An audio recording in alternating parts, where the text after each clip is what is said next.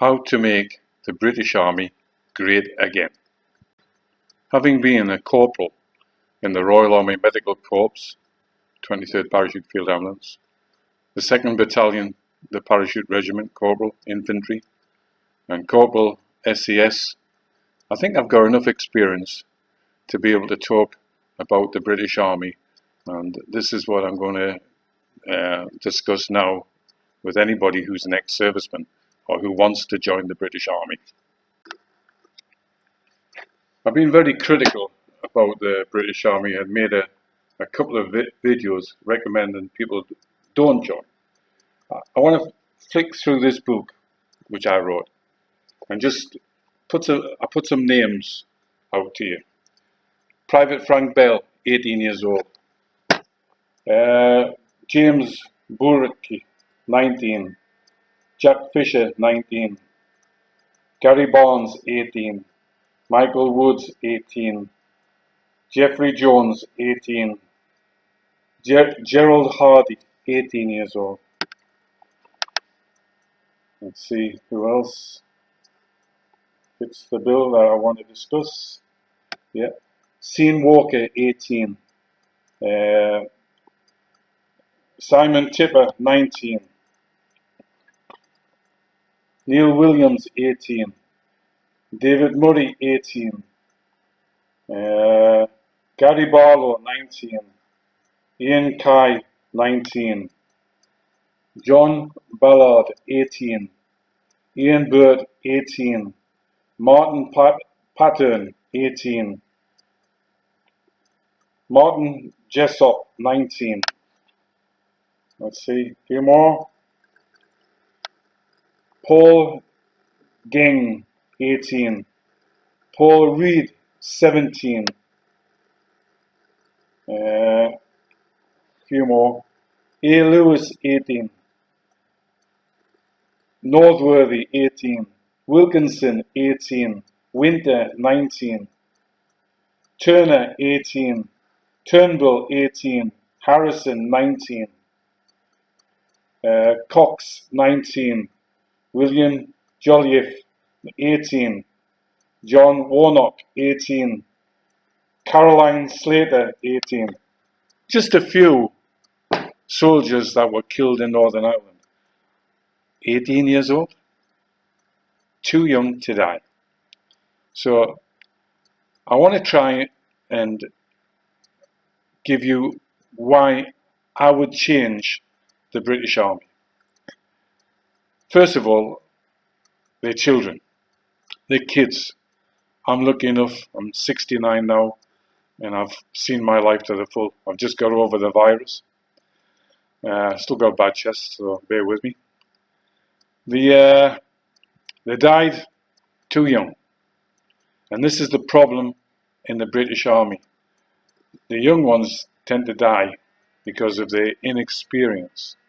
So how I would change the British Army is like this. You can join the British Army at 17.5. But I think they should be recruited and given a trade, serve a trade for until you're 21. You learn to be a bricklayer, a plumber, electrician, electronics engineer. So the first 3.5 years should be trade training. A trade that would be useful when you finish the army. A trade that you can use while you're in the army, and instead of many months doing nothing, you can be helping society, building things and things like that. The time of having cannon fodder, going over the trench and running into the enemy machine gun bullets is over. Modern warfare is technology. The recent spate with Turkey and Syria showed drones winning battles. That is the future of modern warfare. Drones. Being a dumb wit with an IQ of 60, 70, who wants them in the British Army? You need to be have education, I'm sorry to say it. Well, I'm not sorry to say. You need education to be able to fly drones and use electronics and computers. We need tradesmen. Okay, so that's the first thing. You join at 17 and a half and you finish at 21. Them boys and one girl that I mentioned shouldn't have died. They shouldn't have been in combat until they were 21 years old. Being a teenager is just too young to die. So my first change would be this. Sign on, but you're signing on as an apprentice and you get a trade. That'd be number one priority for me. And nobody goes into combat until they're 21 years old. The second change I would make in the British Army is drastic. What is the British Army today? I would make the TA. Every unit goes into the TA because the British love their history, they like their bands, but it doesn't relate anymore to modern warfare. So you can't get rid of it because everybody would be shouting, "Oh, you can't get rid of my regiment, my history," and stuff like that. I'm not saying get rid of it. All I'm saying is you can even bring back the old regiments, but make them TA units that if they're ever needed for a war, they're there. I mean, it's as simple as that. So even people that are unemployed can be given training in the TA, so you don't have unemployment. So everything moved to the TA. What I would make is a fighting force that modern day is what we should have in the British Army, is join the Royal Marines, the Parachute Regiment, the SAS, SPS, join them all together under one command and make that command a joint forces so that the Navy is not keeping their best men to themselves, not mixing with the Army, and it's got to be joint forces. So everybody's paratrooper trained, everybody's landing craft trained, everybody has 2 or 3 trades within the Army, besides having, if they joined at 17.5, getting a trade in the beginning, and then getting 2 or 3 trades within the Army, such as being an interpreter, uh, combat medic, stuff like this. Everybody should be trained to be a combat medic, in my opinion. That's what saves lives. Training should be a lot better. And, if the intelligence level was increased, you don't have to have a degree, but a standard which is just below a degree, and so you've got a few O-level, A-level, stuff like that. So, fitness-wise, if you join, make the regular army 50,000 men. Make them self-discipline. You walk 100 miles. You run a marathon. You swim a kilometre.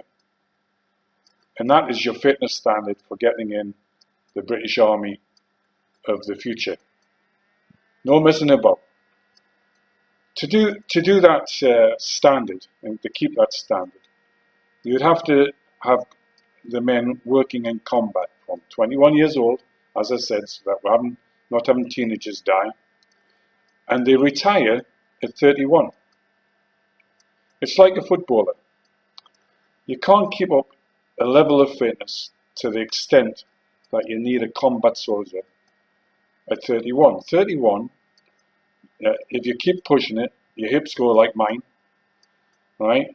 And you physically knock yourself in your old age.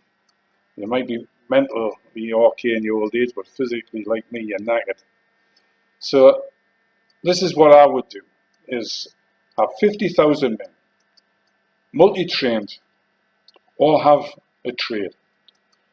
Them men could then be instructors when they serve their time at 31. But 31, 10 years active service combat is enough for any man, I assure you. You never forget combat.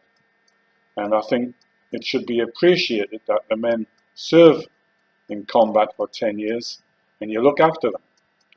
No reduction of wages. They're given jobs with the same wage, if not better, as instructors, teachers, and if they do want to do the military, they've already served a trade that is useful in civilian life.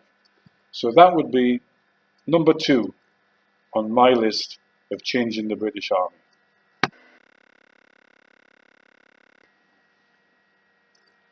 The third thing I would change in the British Army is get rid of the class system. We do not need the class system in a modern army. The officer corps has to go. They can go to the TA. All your Ruperts into the TA. During your training as an apprentice from 17.5 to 21, people stand out with character and the ability as leadership. And that's where you should select your officers from the men. So you get natural born leaders. And then maybe a course to be an officer, but not like Sandhurst. It's got to be from your ability, not your class system. Not from schools where daddy spent £30,000 and all you got is four O levels. Then your daddy was a general and that gets you into the British Army. That has to go. The fourth thing I would change in the British Army is this. If you have a fighting force of 50,000 men, multi-trained,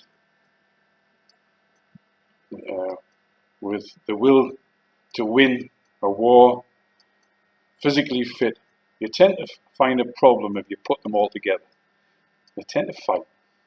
Okay, so how you overcome this problem is you make them into companies and you station them within cities and big towns all over the country. Not in one group. When I was a paratrooper, we had a Judas patrol where a corporal like myself would have to go around with military police and identify paratroopers and fighting and misbehaving in Aldershot. And I'm going to say the Royal Military Police hated paratroopers. So it doesn't work putting them all together, a fighting force together. So my fourth thing that I would do in the British Army to make it really good is to distribute them men throughout the UK. So you bring them together when you need them. You train them in small groups, company groups, so that they're not causing havoc to the civilian population and fighting amongst themselves. So it's important. And then the married quarters are distributed throughout the city or the town. So you don't get two soldiers together where they become targets or the families become targets. So that's the next thing I'll do to change the British Army. My fifth idea of how to make the British Army great again would be to make the foreign aid money used to build at least 7 massive hospital ships, helicopter landing hospital ships. 5 of the ships could be used as training hospitals stationed around the United Kingdom, and the other 2 on active service where there's in need of an emergency anywhere in the world. You could position one in the Pacific, you could position one off Africa, and if there was a natural emergency anywhere, they could steam to them disaster areas and the helicopters could be used, and the doctors and nurses would get hands-on practical experience, which is the best thing there is practical experience in disasters. So that would be the last idea I would have at the moment. The whole idea is this video is to ask you to come up with ideas how to improve the British Army. We've got to change it, like many other things in the United Kingdom. So I hope to listen to your comments, and the critical ones and the nice ones.